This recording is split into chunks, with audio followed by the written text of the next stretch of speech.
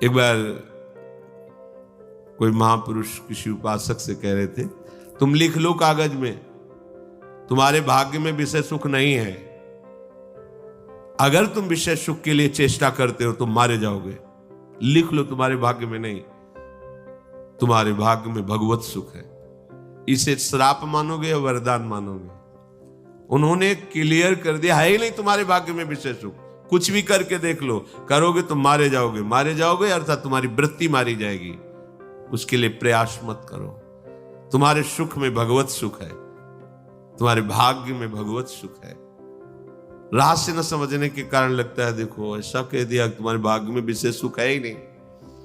ऐसे ही तुम कितना उछल कूद मचा लो, तुम कितना भागो, तुम्हें तीन तरफ से घेर लिया गया है। एक ही रास्ता है, इधर इधर इधर, तीनों तरफ बंद कर दिए गए रास्ते। पीछे लौट नहीं सकते, दाएं बाएं कोई रास्ता नहीं रखा गया। सन्मुख चलो भगवान की सीधे। अगर खड़े हो गए तो इतनी पीड़ा दी जाएगी कि खड़े भी नहीं हो सकते। आगे बढ़ो। यह है भगवान की विशिष्ट कृपा। चाहे जितना तुम प्रयास कर लो, यदि भगवत कृपा हो गई तो तुम्हें भजन करना ही पड़ेगा, भगवत प्राप्ति होगी ही तुम्हें। अपने लोग इसी लाइन में आ गए हैं। पता ही नहीं था कि कोई मंजिल भी होती है, ये कोई रास्ता भी होता है। ऐसे ही घेर के लाए और दौड़ाते चले, तब पता चला कि मुझे कितने महान मार्ग में प्रभु चला रहे हैं। अब इसमें ऐसी प्रतिकूलताएं भी आती कि पीछे मुड़ के देखो तो कुछ है ही नहीं, बंद है। साइड में कोई है ही नहीं, आगे का रास्ता बड़ा खुला हुआ है, खड़े हो नहीं सकते। तब रोना आता है, कितने कृपालु हो, कितने कृपालु हो। केवल एक ही रास्ता रखा है, मां में ये प्रपद्यन्ते, दूसरा रखा ही नहीं।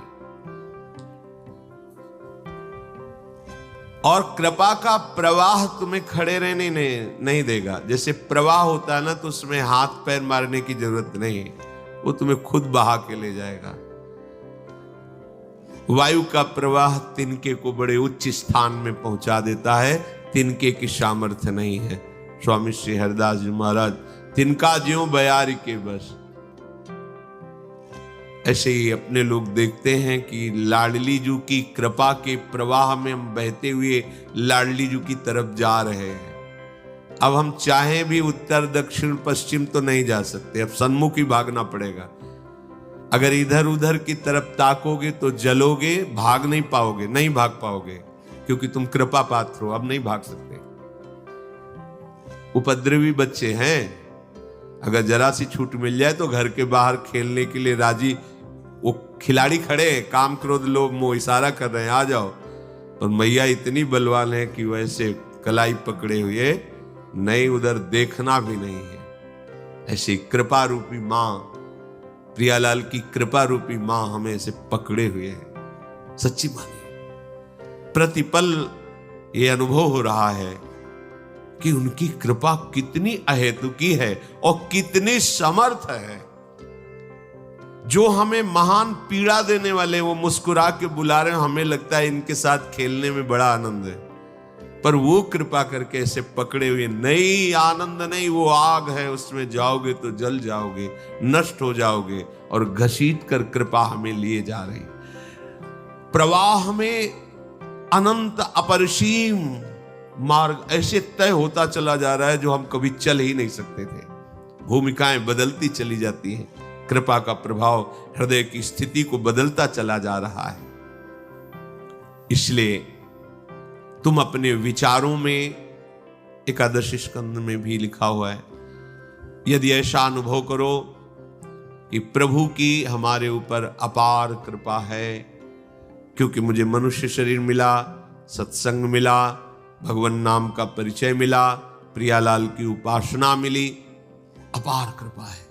और जो दुख सुख पूर्व कर्म के अनुसार आए उसे चुपचाप सह लो।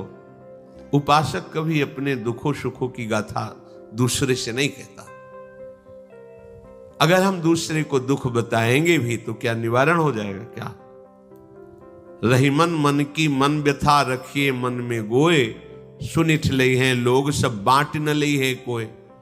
और हर पल प्रभु का स्मरण करते हुए मेरे ऊपर अपार कृपा हरि की है। जो ऐसा चिंतन करता है तो जैसे पिता की संपत्ति का स्वयं पुत्र अधिकारी हो जाता है, ऐसे परम पद का वो अधिकारी हो जाता है। ज्यादा प्रयास करने की जरूरत नहीं इसमें प्रयास का मतलब है असाधन से बचना।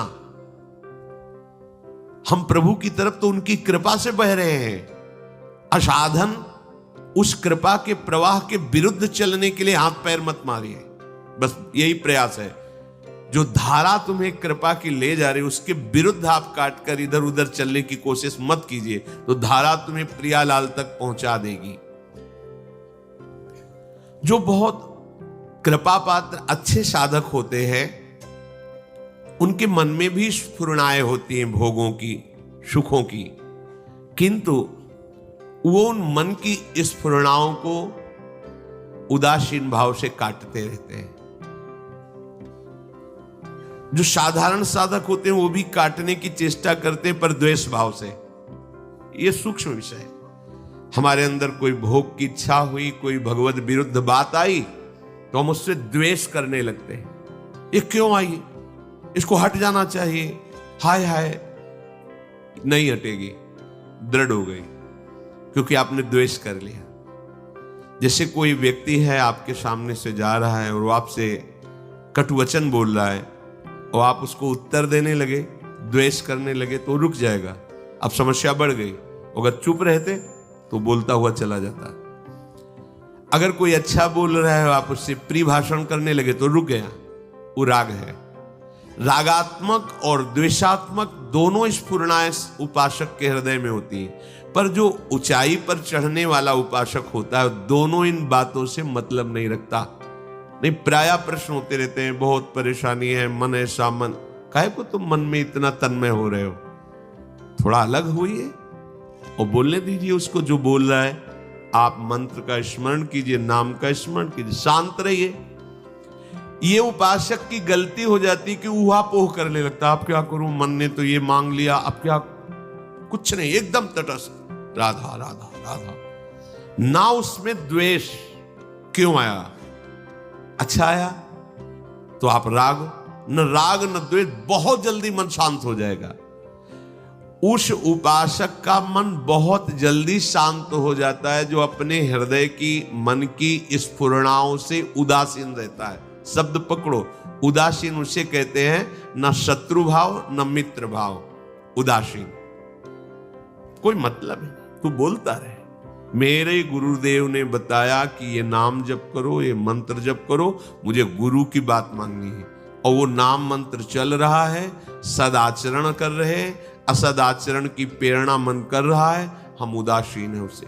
कोई परेशानी होने की जरूरत नहीं, सब परेशान हो जाते हो आप लोग।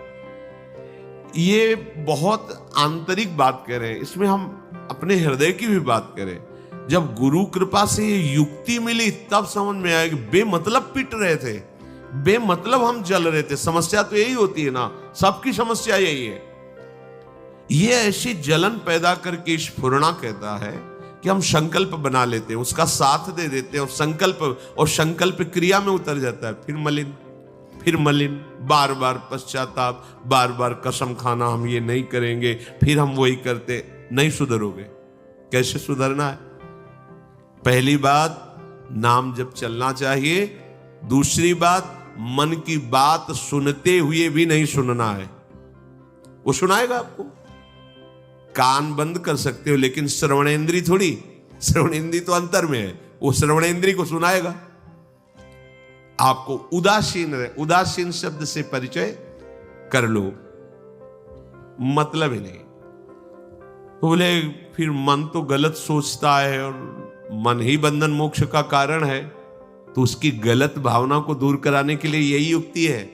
आप उदासीन हो जाओगे, उसकी स्फुरणाएं निकलती चली जा रही हैं, आपका नाम चल रहा है, नाम सद भावनाएं भरता चला जाएगा, क्योंकि आप खाली थोड़ी बैठे हो, भगवत सुमिरन परायण हो। जागने से सोने तक जिसको इसी जन्म में भगवत साक्षात्कार करना है, बहुत पॉइंट की बात है। तुम्हारे अंदर विचारों की भीड़ पैदा करेगा मन। मन ही बुद्धि है, मन ही चित्त है, मन ही सब कुछ है। क्योंकि वृत्ति के अनुसार अंतःकरण चतुष्टय कहा गया है, मुख्यतया मन ही है।